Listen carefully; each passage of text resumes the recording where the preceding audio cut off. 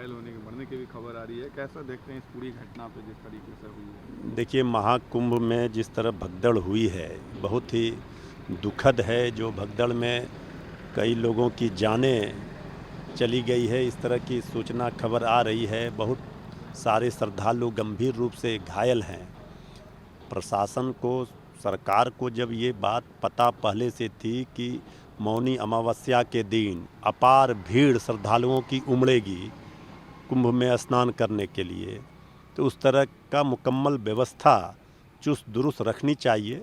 ये पूरी व्यवस्था की सरकार की पोल खोल दी इस भगदड़ ने। आखिर इसके लिए कौन जिम्मेवार है? कहीं न कहीं तो लापरवाही हुई है, शासन प्रशासन की ओर से चूक हुई है। ये सियासत का विषय नहीं है।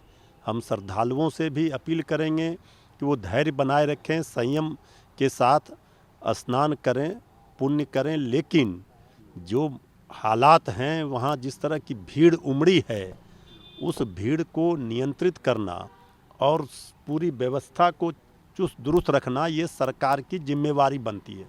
कहीं न कहीं सरकार की लापरवाही और बड़ी चूक से ये घटना हुई है और ये बहुत ही दुखद घटना है। हम जो मृतक हैं, श्रद्धालु जिनकी जानें चली गई हैं, उनके प्रति गहरी शोक संवेदना प्रकट करते हैं। जो घायल श्रद्धालु हैं वो जल्द से जल्द ठीक हों और सरकार से भी हम मांग करते हैं कि सरकार उचित जो कार्रवाई है, घायलों का उचित इलाज हो, बेहतर इलाज कैसे मिले, इस तरह की घटना ना हो, किसी को कोई परेशानी ना हो, इसका ख्याल रखें। और जो मृतक हैं उनको भी मुआवजा मिलना चाहिए, घायलों को भी मिलना चाहिए। योगी सरकार जिस तरह से वाहवाही ले रही थी, ये तो पूरी पोल ही खुल गई व्यवस्था की।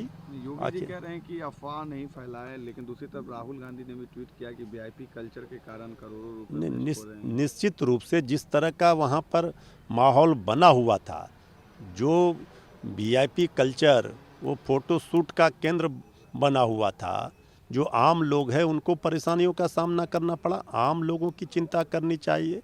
तो इस महाकुंभ में ये आस्था का विषय है।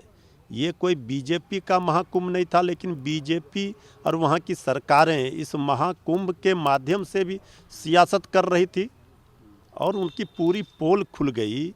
हम तो सरकार से भी कहेंगे कि देखिए, ऐसे आयोजनों में, इस तरह के धार्मिक आयोजनों में सियासत नहीं होनी चाहिए।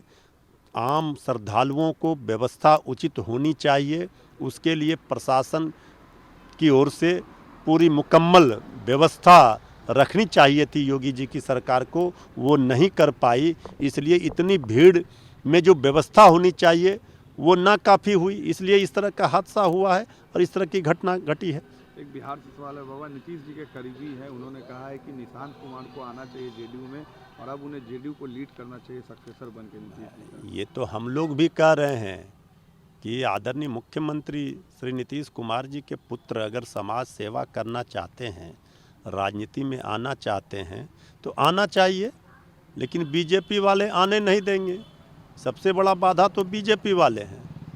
तो जो आदरणीय नीतीश कुमार जी के हर लोगों को राजनीति में आने का अधिकार है।